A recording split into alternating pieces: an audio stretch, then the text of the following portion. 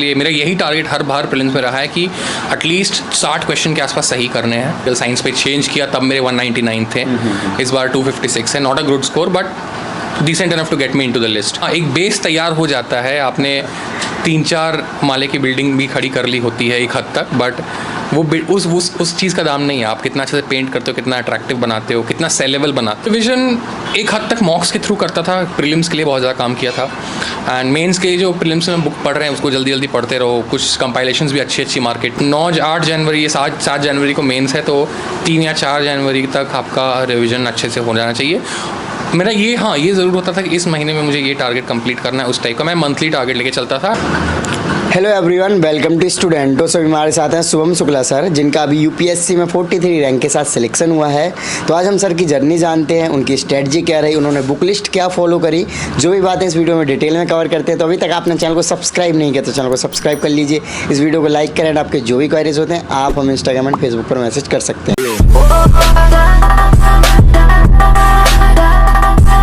Sir सबसे पहले आप अपना नाम और एजुकेशन बैकग्राउंड बताइए। सो मेरा नाम शुभम शुक्ला है। मैंने अपनी स्कूलिंग की है कोलकाता से, 10th एंड 12th। उसके बाद मैंने 4 साल का BE honours in manufacturing engineering किया है from bits Pilani. And after that मैंने फुल टाइम प्रिपरेशन किया है। 6 महीना का आफ्टर ग्रेजुएशन मैंने जॉब किया था, बट जॉब रिज़ाइन करके मैंने फुल टाइम प्रिपरेशन किया था। ओके, सो जैसे कि आपने बताया अभी आपने इंजीनियरिंग की थी, तो सर आपने यूपीएससी की तरफ क्यों आए, या फिर कब सोचा था कि आपको यूपीएससी सिविल सर्विसेज की तैयारी करनी है?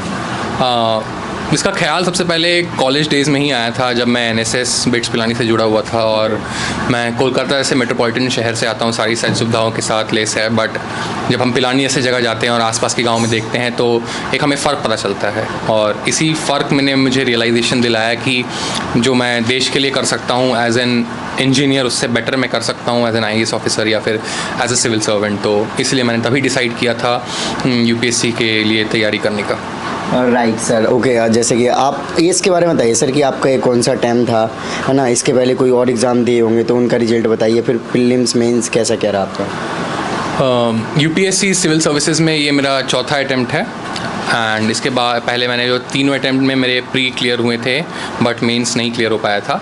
एंड अदर दैन UPSC मैंने रिज़र्व बैंक ऑफ इंडिया का दिया था। इसके इंटरव्यू में पहुंचा था 2019 में, क्लियर नहीं हो पाया। सेबी दिया था, नाबार्ड दिया था।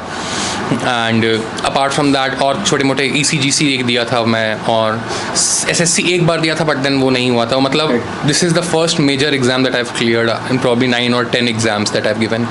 ओके, सो मीडियम और ऑप्शनल क्या है सर? मेरा medium of interview and medium of examination English था। एंड मेरा optional political science and international relations है। ओके, सो जैसे कि आपने अभी बताया कि आपका 4th अटेम्प्ट में सिलेक्शन हुआ है, तो सर अभी आपका जब फाइनल सिलेक्शन हुआ वो भी टॉप रैंक के साथ, तो आपका रिएक्शन क्या था और आपके फैमिली वालों फ्रेंड्स का? यही था, मतलब थोड़ी आंखें भर आई थी। तो मम्मी ने बोल दिया कि रोए, शुभ काम के समय रोए, कुछ रोया हुआ नहीं जाता है। एंड अच्छा एक्सपीरियंस था, एक बहुत रिलीफ मिल रहा था कि साइकिल से बाहर निकले। और खुशी तो थी ही, यहाँ पे दोस्त लोग, मेरे रूममेट्स, ये लोग भी काफ़ी खुश थे। और जो जूनियर्स जो हैं मेरे कॉलेज के या फिर और जो दोस्त हैं वो भी खुश थे। घर वाले भी काफ़ी ज़्यादा उत्साहित थे, प्रसन्न थे। तो ओवरऑल बहुत अच्छा एक्सपीरियंस रहा है सबके लिए, यहाँ पे मेरे लिए भी पर्सनली, फैमिली के लिए भी, फ्रेंड्स के लिए भी। ओके, सो सर जैसे कि आपने 4 टाइम प्रीलिम्स क्लियर कर रखा है, आपने 4 मेंस लिखे हैं, तो सर प्रीलिम्स की स्ट्रेटजी बताइए कि प्रीलिम्स के लिए आप क्या स्ट्रेटजी एक्चुअल में फॉलो करते हैं? सर मैं यही था कि मैं बेसिक बुक्स पढ़ के जाता था, एंड जो भी एक्स्ट्रा कहीं से इधर उधर कुछ कोचिंग मटेरियल लेना हुआ इधर उधर से, एंड मैं उनको रिवाइज़ करता था कई बार। एंड मैंने पर्सनली बहुत नोट्स नहीं बनाए हैं, लेकिन मैंने मॉक्स बहुत सारे दिए थे। मुझे मॉक्स देना बहुत मज़ा आ रहा था मॉक्स देते में। एंड इन्हीं को रिवाइज़ करता था, एग्ज़ाम हॉल में जाता था तो जिस हद तक क्वेश्चंस अपने नॉलेज के बेसिस पे कर पाता था उस हद तक वैसे करता था। उसके बाद इंटेलिजेंट गेसिंग या ऑप्शन एलिमिनेशन का बहुत ज़्यादा यूज़ करना पड़ जाता है, तो उसमें मैंने काफ़ी बार किया है। So this has been my strategy for prelims. Okay sir, so prelims आपने 4 दिए, तो सर कितने क्वेश्चंस अप्रॉक्स अटेम्प्ट मतलब करके आते हो आप? मेरा प्रीलिम्स में अटैम्प्ट हाई रहता था। मैं अराउंड 90+ ही अटैम्प्ट करता था, बिकॉज मेरी एक्यूरेसी बहुत ज़्यादा अच्छी नहीं थी। इसलिए मेरा यही टारगेट हर बार प्रीलिम्स में रहा है कि एटलीस्ट 60 क्वेश्चन के आसपास सही करने हैं। एंड उस हिसाब से लगभग मेरे 90 क्वेश्चंस प्लस में मुझे अटेम्प्ट करने पड़ते थे। बट देन अगेन ये वैरी करता है from person to person, as in अलग अलग लोगों के अलग अलग अटेम्प्ट्स। सो अराउंड कितने मार्क्स मतलब कट ऑफ रहती थी आपकी एवरेज? प्रीलिम्स से मेरा बहुत ऊंचा कट स्कोर नहीं रहा है। एंड मेरा प्रीलिम्स से on an average 2, 2.5, 3 maximum 5 number ज़्यादा कट ऑफ से रहता था। बहुत ज़्यादा वो हाई स्कोर नहीं रहता था मेरे प्रीलिम्स में। ओके, सो सर मेंस की स्ट्रेटजी बताइए। डेफिनेटली आपको 3 असफलताएं मिली हैं मेंस में, तो सर मेंस के बारे में बताइए कि क्या स्ट्रेटजी आप फॉलो। मेंस में यही था कि आप जो पढ़े हो प्रीलिम्स के लिए उसको थोड़ा कंसोलिडेट करना है एंड आपको थोड़ा और डिटेल में पढ़ना है, उसको करंट अफेयर्स के साथ लिंक करके पढ़ना है, आंसर राइटिंग प्रैक्टिस करनी है एंड अपने ऑप्शनल का सबसे बोलते हैं कि एलिफेंट इन द रूम जिसे बोलते हैं हम, ऑप्शनल पे बहुत ज़्यादा फोकस अच्छे से रखना है एंड इसके लिए सही ऑप्शनल का चुनाव करना एंड ऑप्शनल को कई बार अच्छे से रिवाइज करना, एक स्कॉलरली लेवल पे पढ़ना, that is what is important for mains in my perspective. Right, जैसे कि आपने बताया कि ऑप्शनल को चुनाव करना, तो सर क्या सोच के आपने ऑप्शनल लिया है जो? पॉलिटिकल साइंस मैंने अपने 3rd अटेम्प्ट में लिया था बिकॉज मैंने अपने फर्स्ट 2 अटेम्प्ट में केमिस्ट्री एज एन ऑप्शन में ऑप्शन लिया था एंड मेरे बद से बदतर स्कोर आते थे केमिस्ट्री में, 500 में 150 के भी उठना मुश्किल हो जाता था। तो मैंने सोचा कि अब केमिस्ट्री के बाद तो चेंज करना पड़ेगा, तो पॉलिटिकल साइंस इसीलिए लिया मैंने बिकॉज सबसे ज़्यादा वो ओवरलैप कर रहा था बाकी जनरल स्टडीज़ के पेपर्स के साथ, टॉपिक्स जो उसके थे इंटरेस्टिंग थे, IR जो बहुत ज़्यादा रेलेवेंस है आज भी, पहले भी था, हमेशा रहेगा एंड उसको पढ़ने में मज़ा आ रहा था। तो और इसलिए यही सब सोच के मैंने pol science and international relations लिया था अपना। ओके, सो सर अगर बात की जाए जो आंसर राइटिंग है, तो आंसर राइटिंग आप कैसे करते हैं? आंसर राइटिंग के लिए मैंने 2 टाइप के सोर्सेज रखे थे। एक प्राइवेट प्लेटफॉर्म था जिसमें आप डेली आंसर राइटिंग वो कर सकते हैं, तो डेली लाइक क्वेश्चंस वो कहीं से भी उठाता था मैं एंड जितना हो सके करता था। एंड दूसरा था जो मैंने अपने प्रीलिम्स के बाद किया, मैंने एक टेस्ट सीरीज़ ज्वाइन की थी एंड उसको मैं टेस्ट सीरीज़ लिखा था।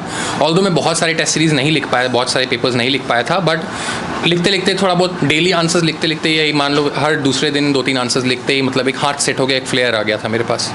राइट सर, सो अगर जैसे कि मॉक टेस्ट की बात की जाए तो कितने मॉक टेस्ट अराउंड आपने दिए होंगे मेंस के लिए साल में? डिपेंड करता है, लाइक इस बार मैं बहुत ज़्यादा नहीं दे पाया था। मैंने GS 1, 2 एंड 3 के एक दिए थे एंड GS 4 का भी शायद एक दिया था बट उसको करेक्ट नहीं करा पाया। राइट।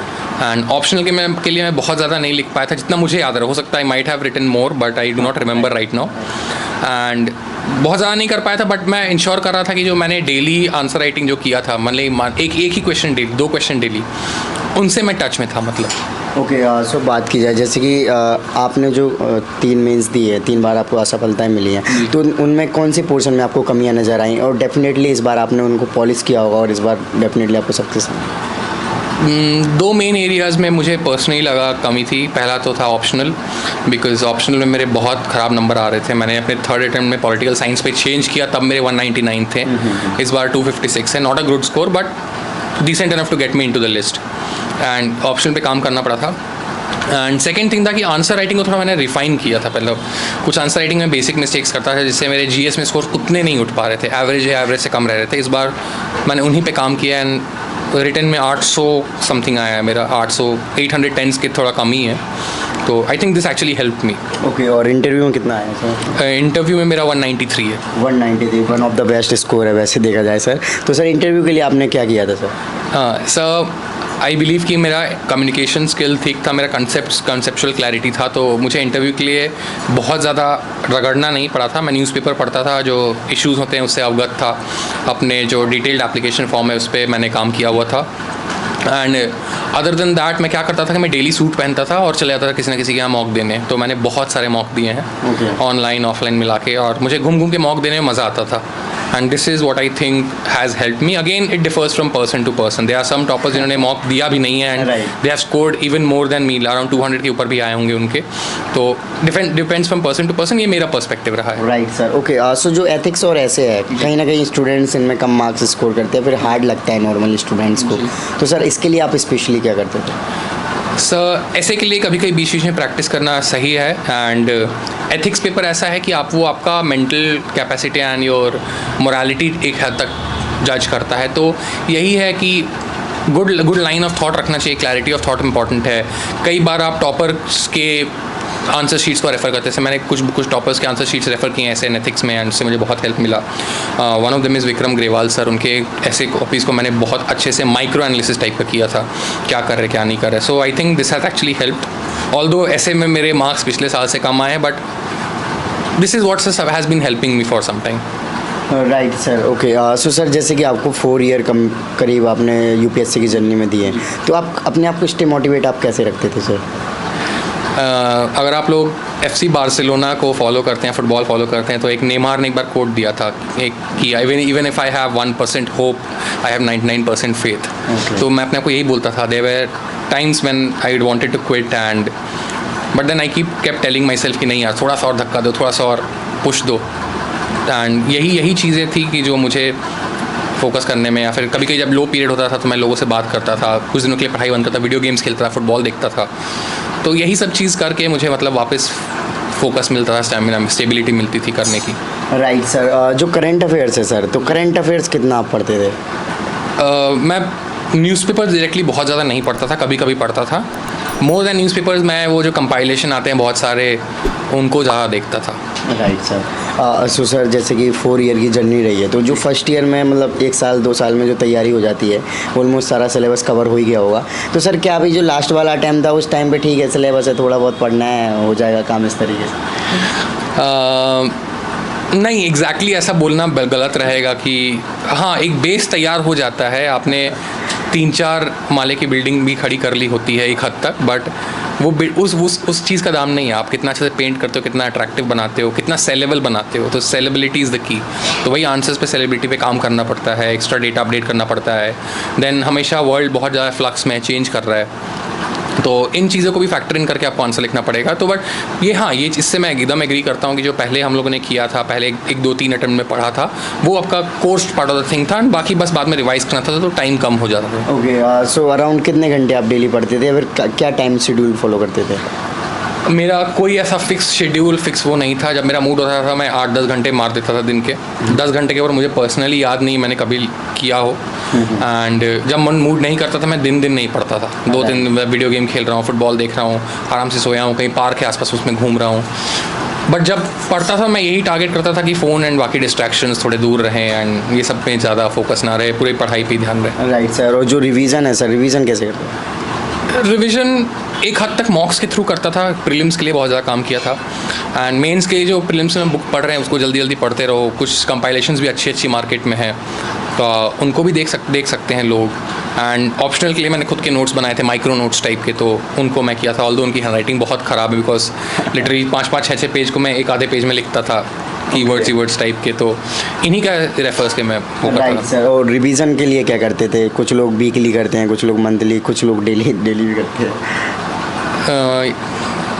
मेरा ऐसा कोई फिक्स वो नहीं था, मतलब कि बस मेरा ऐसा था कि अगर 8 जनवरी या 7 जनवरी को मेंस है, तो 3 या 4 जनवरी तक आपका रिवीजन अच्छे से हो जाना चाहिए। मेरा ये ज़रूर होता था कि इस महीने में मुझे ये टारगेट कंप्लीट करना है, उस टाइप का मैं मंथली टारगेट लेके चलता था। एंड उसको माइक्रो टारगेट्स बनाता था, ताकि जो 7 जनवरी का अगर जो एग्ज़ाम का डेट है वो आराम से मतलब कवर हो पाए, पहले ही 1-2 हफ्ता पहले ही हो जाए तो ठीक है। राइट। जैसे कि आपका पॉलिटिकल साइंस जो ऑप्शनल है, वो कहीं ना कहीं काफ़ी ओवरलैप होता है GS के पोर्शन से, या फिर प्रीलिम्स में भी काफ़ी हेल्प करता है। तो आपके प्रिपरेशन में कितना हेल्प करा? काफ़ी हेल्प किया था। एक हद तक फ़ायदा ये भी हुआ था कि मैंने पॉलिटी पहले ही पढ़ रखी थी, थोड़ा बहुत एथिक्स का पेपर कर रखा था, तो वो इनफैक्ट उल्टा पॉलिटिकल साइंस में थोड़ा ज़्यादा हेल्प कर दिया, क्लैरिटी ज़्यादा मिल गई। एंड पॉलिटिकल साइंस को भी मैंने थोड़ा अपना उसे रिवीजन में थोड़ा मेरे GS2 का इजी हो गया। एंड GS2 में मेरे डिसेंट मार्क्स आए इस बार, तो I think political science has help me with GS2। But at the same time मैं ये भी इंश्योर करता था कि मैं पॉलिटिकल साइंस में जो कोर चीज़ें पढ़ रहा हूँ उनको डायरेक्टली मैं GS2 के पेपर में नहीं डालने लग जाऊँ, ठीक है ना, because I did not want to make my GS2 paper look like a PSIR paper. वो डिफरेंस बना के रखना था मुझे। Right. Okay, so sir last में जो नए एस्पिरेंट हैं उनको आप क्या मैसेज देना चाहोगे?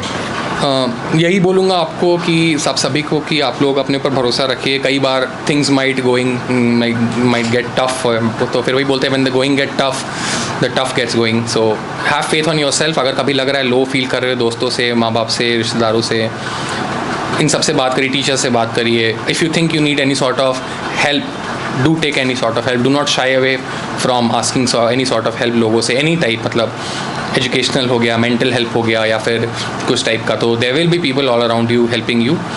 And other than that basic चीज़ें करो, बहुत ज़्यादा सोर्सेज मत रखो, सिंपल चीज़ें करो। And most importantly have faith on yourself. एक ना एक दिन सबका वो बोलते हैं अपना टाइम आएगा, उस टाइप का सबका है। ओके सर, लास्ट में एक चीज़ और बता दीजिए। जैसे कुछ सिलेक्टेड बुक्स होती हैं, क्योंकि आप इतने लॉन्ग जर्नी में रहे हो तो आपको पता चल गया होगा कि कुछ सिलेक्टेड लिमिटेड रिसोर्सेज ही फॉलो करने हैं, तो उनके बारे में बता दीजिए। अगेन मैं ये बोलूँगा कि it varies from person to person. अगर मुझे बोलेगा तो मैंने कुछ सब्जेक्ट्स के लिए NCERTs देखी थी, for example ancient and medieval के लिए, एंड फिर मॉडर्न हिस्ट्री मैंने स्पेक्ट्रम देखा था, एंड पॉलिटी के लिए लक्ष्मीकांत जी इज़ लाइक सर्वोपरि. और यही सब था, मतलब बेसिक्स, मतलब यही. Again it varies from person to person. अगर आप कोई और दूसरी बुक यूज़ कर रहे हैं तो it's not a cause of bother unless उस बुक को कोई रिकमेंड ना कर रहा हो और आपने अपने मन से एक किताब उठा ली तो उससे कोई पॉइंट होगा नहीं. But it's absolutely up to the people that they follow. I am just suggesting what I followed. Okay thank you so much sir. Thank you. Okay so guys, आपने देखा कि सर ने अपनी जर्नी को आपके साथ में डिटेल में शेयर किया. सो आई होप कि आपको वीडियो अच्छी लगी होगी. तो इस वीडियो को लाइक करें. अभी तक आपने चैनल को सब्सक्राइब नहीं किया तो चैनल को सब्सक्राइब कर लीजिए. एंड आपके जो भी क्वेरीज होते हैं आप हमें इंस्टाग्राम एंड फेसबुक पर मैसेज कर सकते हैं. इन सभी की लिंक वीडियो के डिस्क्रिप्शन में. जय हिंद.